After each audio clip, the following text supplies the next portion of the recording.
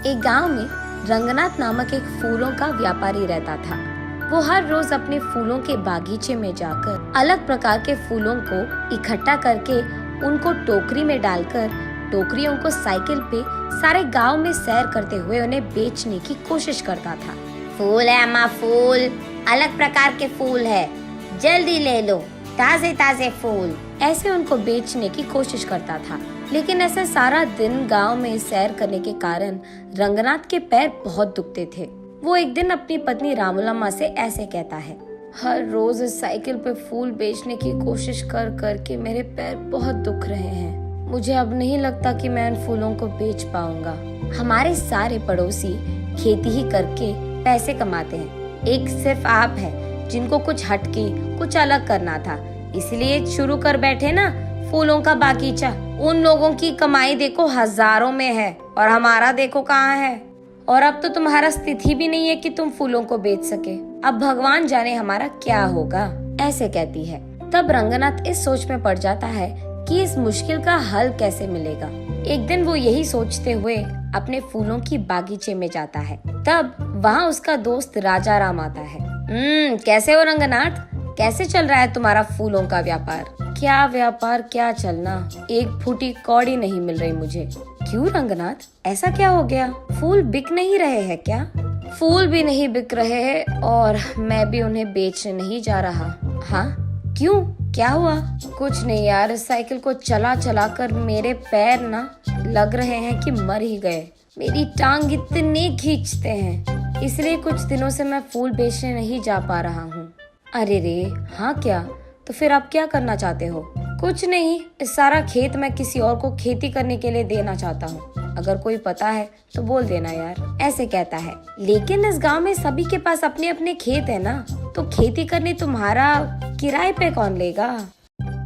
हाँ बात तो सही है, अब वो भगवान ही कोई रास्ता दिखाएगा मुझे, ऐसे निराश होकर कहता है रंगनाथ। तभी राजा राम को कुछ योजना सूझती है और वो ऐसे कहता है, हाँ भगवान से याद आया मुझे, मेरे खेत में कुछ दिन पहले एक देवता की मूर्ति मिली थी।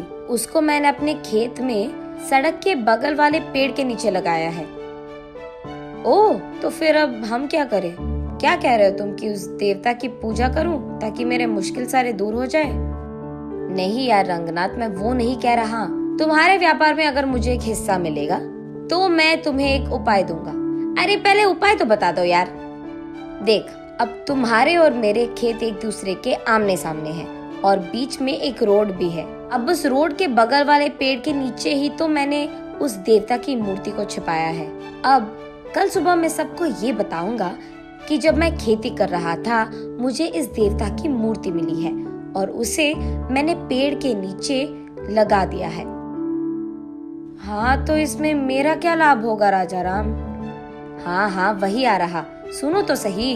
अब मैं ये भी कहूँगा कि उस देवता की मूर्ति के पास मुझे कुछ पुरानी कागज पत्र मिले हैं और ये कि उस पे लिखा था कि ये बहुत बड़ी देवता की मूर्ति है और ये भी कि उस देवता को उस समय में सारा गांव सैर करवाते थे और इस जंगल में उगाए फूलों से ही वो अपने आप को संवारती थी। ऐसे मैं प्रकट करूँगा और उसके बाद मैं ये भी कहूँगा कि वो इस देवता के वजह से था कि चारों ओर अपने अपने खेतों में अलग प्रकार के बीज डालने के बावजूद वो देवी यही चाहती थी कि इस खेत में सिर्फ फूल उगाए जाए। फिर सबको मैं यकीन दिलवा दूंगा कि तुम भी देवता की सेवा ही कर रहे हो और उनका काम मान रहे हो। तब सिर्फ तुम्हारे खेत में उगाए हुए फूलों से ही उस देवी की पूजा करना चाहेंगे सभी। तब तुम्हारे बागीचे में सारे फूल बिक जाएंगे और इतना भी नहीं, तुम अपने खेत में ही बैठकर पैसे कमा सकते हो। साइकिल चलाने की तो कोई काम नहीं होगी तुझे, ऐसे कहता है राजा राम।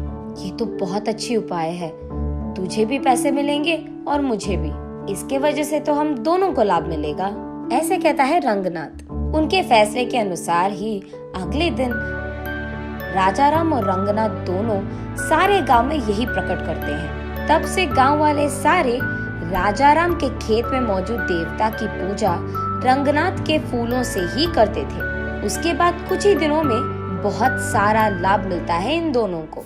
उसके कुछ ही दिनों बाद रंगनाथ की पत्नी रामूलम्मा अपनी सहेलियों के साथ जब बात कर रही थी, उसे सुनने में आता है कि उस गांव का जमींदार राजा राम के खेत में बहुत बड़ा मंदिर बनवाना चाहता है, क्योंकि वही देवी भी बाहर निकली थी। उसे ये भी पता चलता है कि इसी कारण वो राजा राम और रंगनाथ दोनों के खेतों को स्वाधीन करना चाहता है। उसके तुरंत बाद रामूलम्मा रंगनाथ और राजा राम को ये सब बताती है।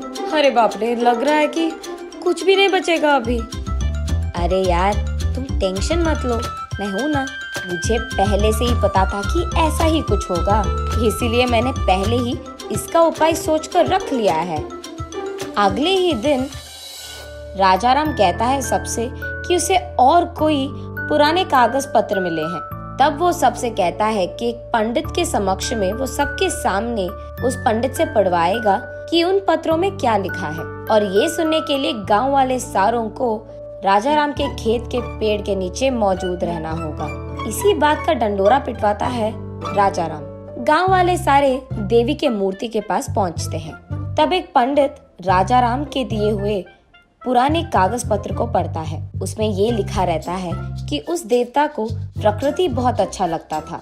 धूप, बारिश और सर्दी से उनको बहुत प्यार था, और इसी जंगल के उस खेत में उगाए हुए फूलों से उनको संवारना भी बहुत अच्छा लगता था। और इतना ही नहीं, जब परिवार के समस्याएं या नई शादीशुदा जोड़ियां उनसे उनकी आशीर्वाद लेते हैं और उस जंगल के फूलों से देवी को पूजते हैं, तब देवी का आशीर्वाद उन्हें मिलता है। यही लिखा है उन पुराने कागज पत्र में। तब सब लोगों को समझ आता है कि देवी के मर्जी के बिना यहाँ मंदिर बनवाना शायद अच्छा नहीं है, इसीलिए मंदिर बनवाने के सोच को फिलहाल रोक लेते हैं, जमींदार के साथ साथ गांव वाले भी। ऐसे राजा राम के उपाय के कारण नई जोड़ियां और परिवार समस्याएं लेकर वहाँ बहुत लोग आते थे और उस देवी की मूर्ति को रंगनाथ के फूलों से पूजते थे। रंगनाथ वही एक फूलों का दुकान खोलता है।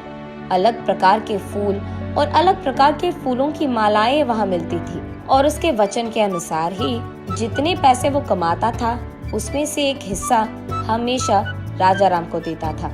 ऐसे वो दोनों दोस्त एक अच्छे उपाय से उनके सारे मुश्किलें दूर कर देते हैं और खुशी से जीते हैं।